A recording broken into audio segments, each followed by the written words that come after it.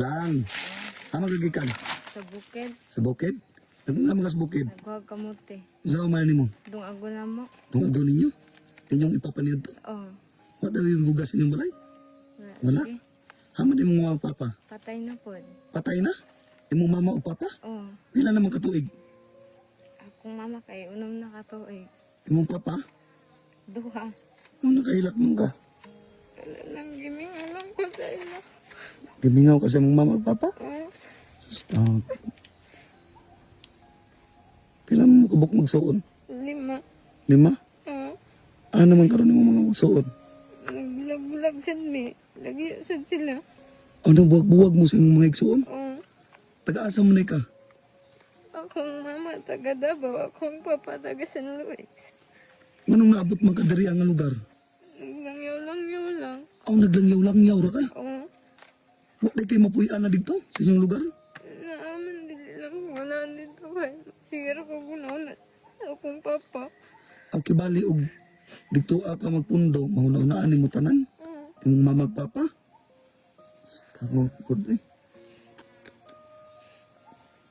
Imong mga igsuon karon wala na kay balita.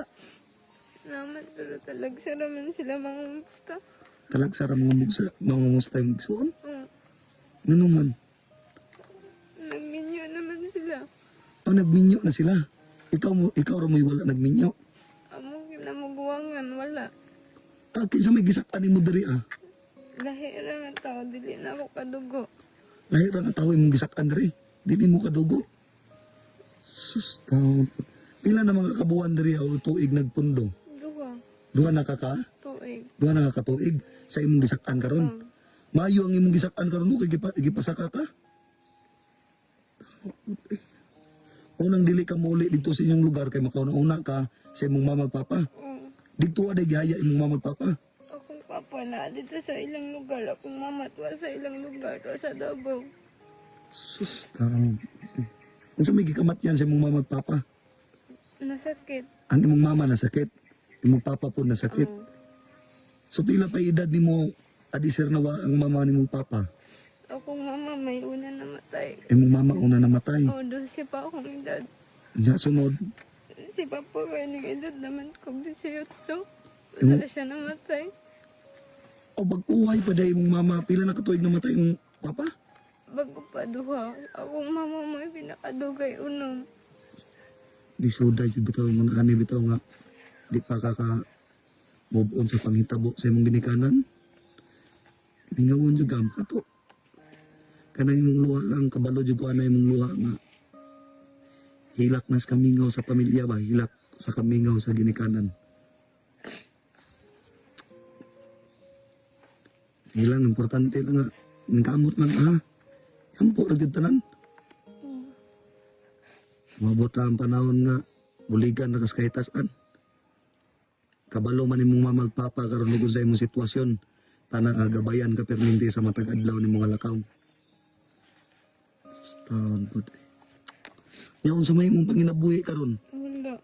Magkuha ra kag balanghoy. Kuha raw kamuti sa bukid. Kinsa man po ng kamuti. Dito sa ilang pinanamatong gipuyan ako. Maura na imong diskarte. Mm. Kuha kag kamuti tapos imong kanon. Dili ka kakaog bugas di ay? Dalag sarapod. Talag sarapod mo mga kaog bugas imong gipuyan. Unsa may trabaho sa imong gipuyan? Oh, wala po. Dalag sarapod iyang papa mo subido sa ilang bukid. Sus. Muna ikaw diskarte jud ka taga-adlaw ag tugbukid para pamahaw pa dito panihapon kanang kamuti. Oh. Gihimo na ninyo bugas ang kamuti. Sige, ani na lang. Ano ko ihatag sa imo, oh. Okay, palit og bugas, oh. Salamat, sir. Palit og ano. Salamat kayo. Oh. Nga karon uli na lang kalago sa inyo, ha.